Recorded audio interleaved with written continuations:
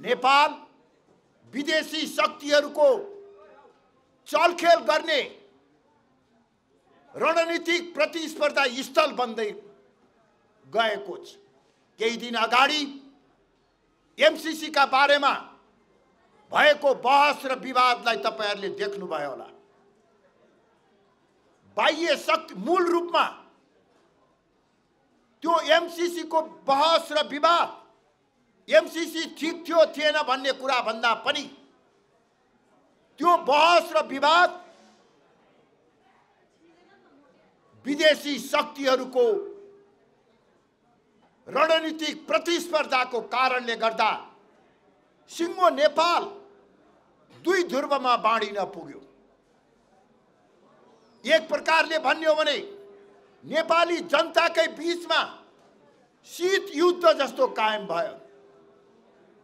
यसको पछाडि एमसीसी ठीक बेठिक आफ्नो ठाउँमा छ, तर सबभन्दा डरलाग्दो र खतरनाक कुरा के हो भने नेपाल बिस्तारै विश्व महाशक्तिको चलखेलको केन्द्र बन्न लागेको स्पष्ट संकेत हुन्छ।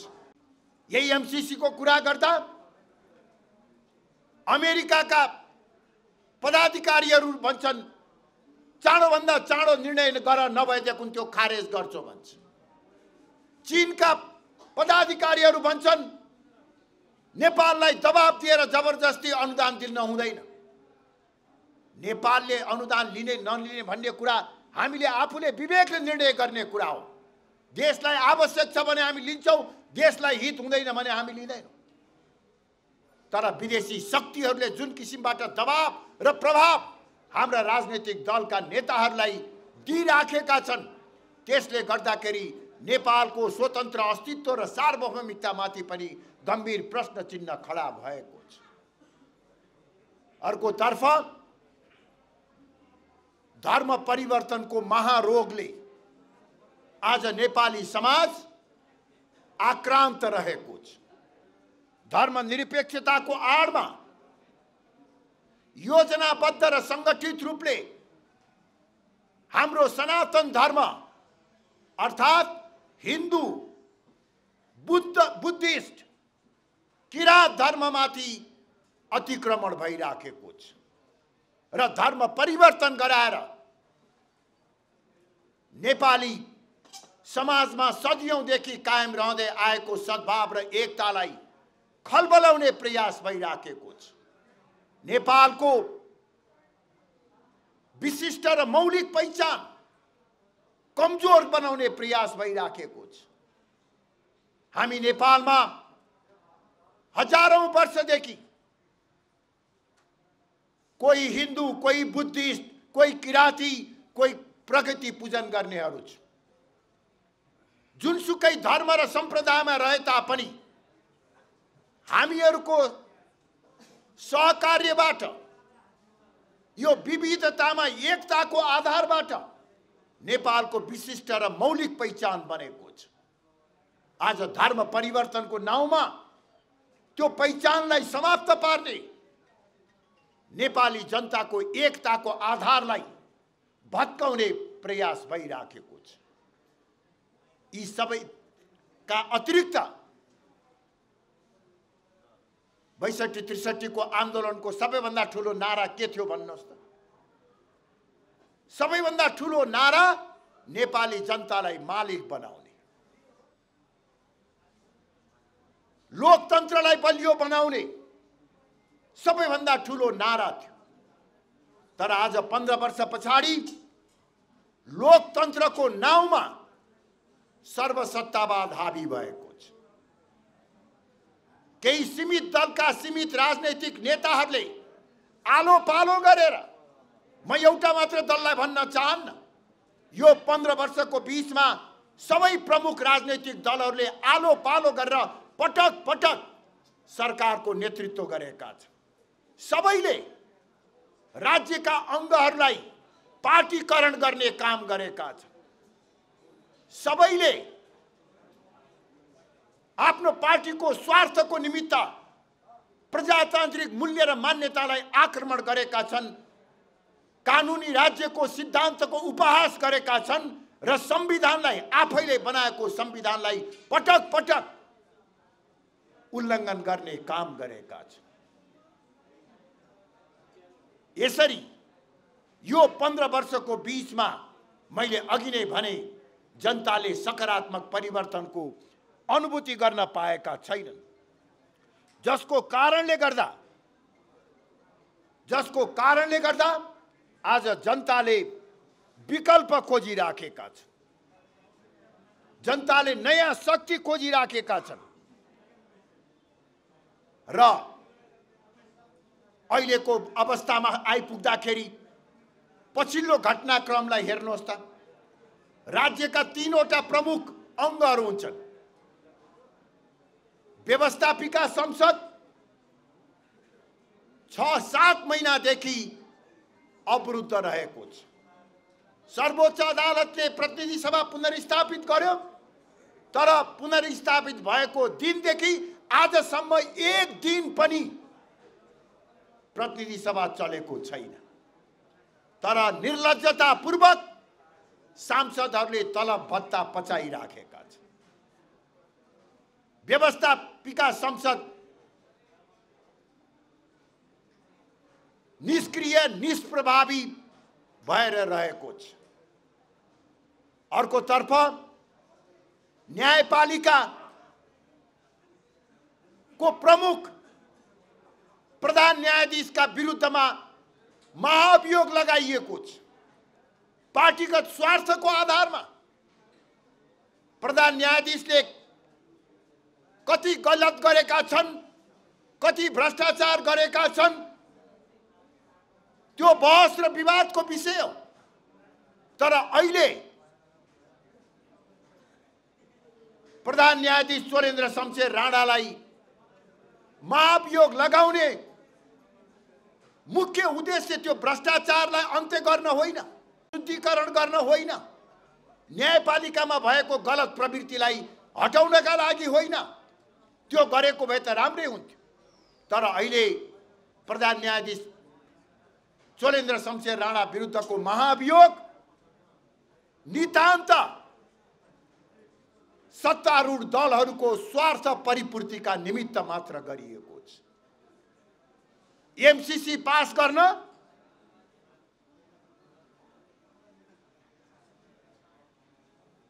सर्वोच्च अदालतमा विचाराधीन रहेको सभामुखको मुद्दा र केही सांसदहरूको मुद्दालाई पर सार्नको निमित्त र प्रभावित गर्नको निमित्त प्रधान न्यायाधीशलाई हटाउने काम गरिएको छ। र मलाई लाग्छ यो सत्तारूढ दलले आफ्नो त्यो काम पूरा गरेपछि एमसीसी त पास गरिसके, अब 2वटा काम हत्या अभियोग लागेको सभामुखलाई जोगाउनु छ र पार्टीले निष्कासन गरेको 14वटा सांसदलाई जोगाउनु छ। यो काम सम्पन्न गरेपछि त्यो महाभियोग फेरि फिर्ता गर्छ।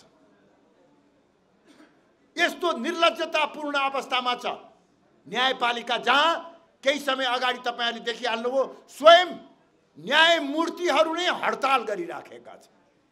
संसारमा कहीं यस्तो हुन्छ?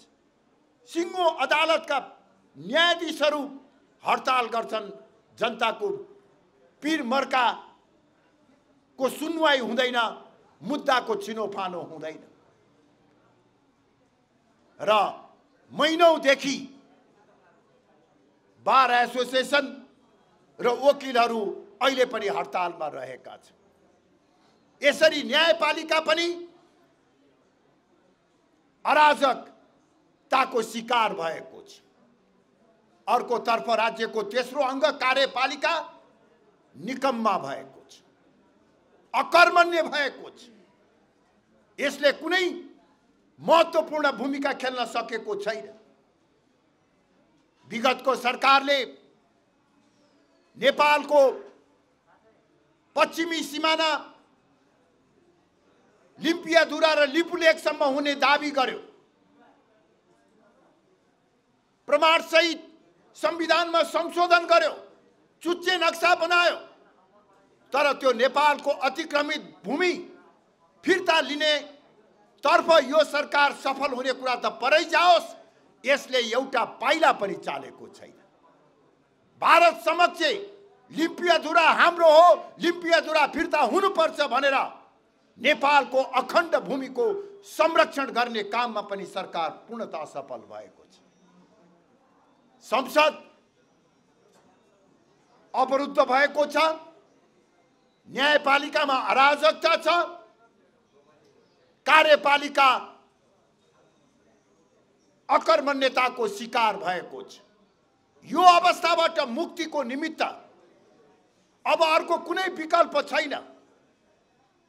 म सत्तामा रहेका गठबन्धन दलहरू, प्रमुख विपक्षी दल लगायत सबै दलहरूसँग आग्रह गर्न चाहन्छु कि यो किसिमको गाई जात्रालाई नेपाली जनताले तिरेको ट्याक्सबाट राजस्वको दुरुपयोग गरेर यो स्थितिलाई निरन्तरता दिनु हुँदैन र अब चाँडोभन्दा चाँडो संसद विघटन गरेर ताजा जनादेशको निमित्त जानु पर्दछ र जनतालाई नै अब यो सम्पूर्ण विकृतिको अन्त्यका निमित्त नयाँ शक्ति निर्वाचन गर्न सक्ने अधिकार दिनु पर्दछ। अब आग्रह गर्न चाहन्छु र यो चुनावबाट म नेपाली जनताहरूलाई पनि निवेदन गर्न चाहन्छु।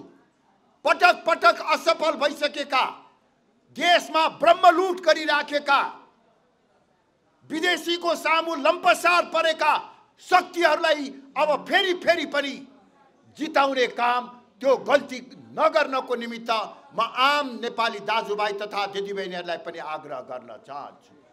अब विकल्पको खोजी गरौँ र त्यो विकल्पकै खोजीको क्रममा राप्रपा नेपाल जनताको माझमा आएको छ। हामीले देशको सामुन्ने विद्यमान विकृति विसङ्गतिका अन्त्यको निमित्त सुस्पष्ट विचार बोकेर जनताको माझमा जाँदैछ। हामीले अहिलेको देशको सङ्कट समाधानको निमित्त सबै धर्म र सबै सम्प्रदायलाई बराबरीको स्वतन्त्रता र समानता दिँदै नेपाललाई हिन्दू राष्ट्र कायम गर्ने र संवर्धनवादको धरातलमा सुशासनको माध्यमबाट, लोकतान्त्रिक माध्यमबाट समृद्धिको लक्ष्य हासिल गर्ने स्पष्ट मार्गचित्र राप्रपा नेपालले जनताको अगाडि प्रस्तुत गरेको छ। राप्रपा नेपालको पनि इतिहास करिब 15 वर्ष भइसक्यो। यो 15 वर्षको बीचमा हामीले पनि अनेक उतार चढावहरू भोगेका छौँ र खास गरी 2073 सालपछि राप्रपा नेपालले करिब 5 वर्षसम्म अनेकौं पार्टीलाई ठुलो बनाउने नाउँमा गलत प्रवृत्तिसँग सम्झौता र सहकार्य गर्दै जाँदा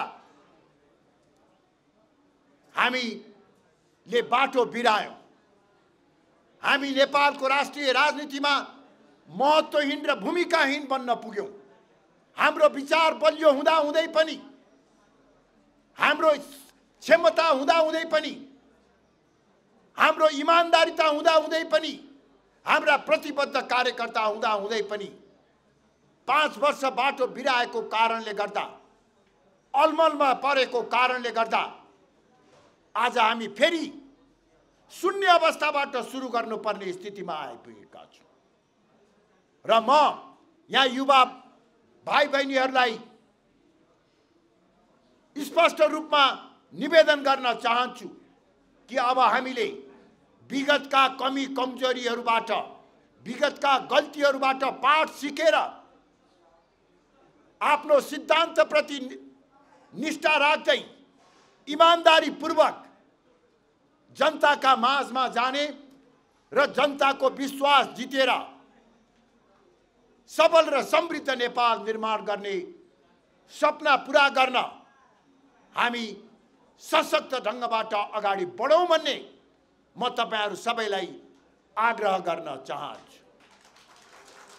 यदि हामीले ठीक ढङ्गबाट जनताको माझमा आफ्ना कुराहरू पुर्याउन सक्यौं भने, देशको अहिलेको समस्याका बारेमा जनतालाई चित्त बुझाउन सक्यौं भने, मलाई लाग्दछ नेपाली जनताले हामीलाई विश्वास गर्नेछ र राप्रपा नेपाललाई देशको अग्रणी शक्तिको रूपमा स्थापित गर्नेछ। अहिलेको हाम्रो गन्तव्य भनेको लोकतान्त्रिक हिन्दू राष्ट्र को धरातलमा सुशासन र समृद्धिको बाटो हो। यो बाटोमा हामी अविचलित रूपमा अगाडि बढ्नेछौँ। त्यसका निमित्त युवाहरूलाई म आह्वान गर्न चाहन्छु र आगामी दिनमा अब केही समयपछि नै हामीले मैले अघि भने जस्तै राष्ट्रियताको संरक्षणका निमित्त, सनातन धर्म र संस्कृति परम्पराको रक्षाको निमित्त, भ्रष्टाचार उन्मूलनका निमित्त, बेरोजगारी समस्या समाधानका निमित्त हामीले आन्दोलनमा जानु पर्दछ र त्यो आन्दोलनमा युवाहरूको सहभागिताको निमित्त म फेरि पनि आह्वान गर्न चाहन्छु र मलाई पूरा विश्वास छ आज जुन उत्साहका साथ कैलाश कटुवालको नेतृत्वमा राष्ट्रिय प्रजातान्त्रिक युवक संगठन नेपालको नयाँ नेतृत्व बनेको छ, यसले नेपालको राष्ट्रिय राजनीतिमा र खास गरी युवाहरूमा एउटा हलचल मच्याउन सक्नेछ, नयाँ तरङ्ग लिएर आउन सक्नेछ भन्ने आशा र विश्वास लिँदै अन्तमा फेरि एकपटक नवगठित कार्य समितिका सम्पूर्ण अध्यक्ष र पदाधिकारीहरूलाई बधाई र शुभकामना दिन चाहन्छु। यसअघि कार्य समितिमा रहेर महत्त्वपूर्ण काम गर्नुहुने सम्पूर्ण साथीहरूलाई, युवाहरूलाई म यस अवसरमा विशेष रूपले धन्यवाद पनि दिन चाहन्छु र यो भव्य र उत्साहपूर्ण कार्यक्रम आयोजनामा सघाउ पुर्याउनु हुने सम्बन्धित सबैलाई धन्यवाद दिँदै म आफ्नो भनाइ यही टुङ्ग्याउँदछु। धन्यवाद।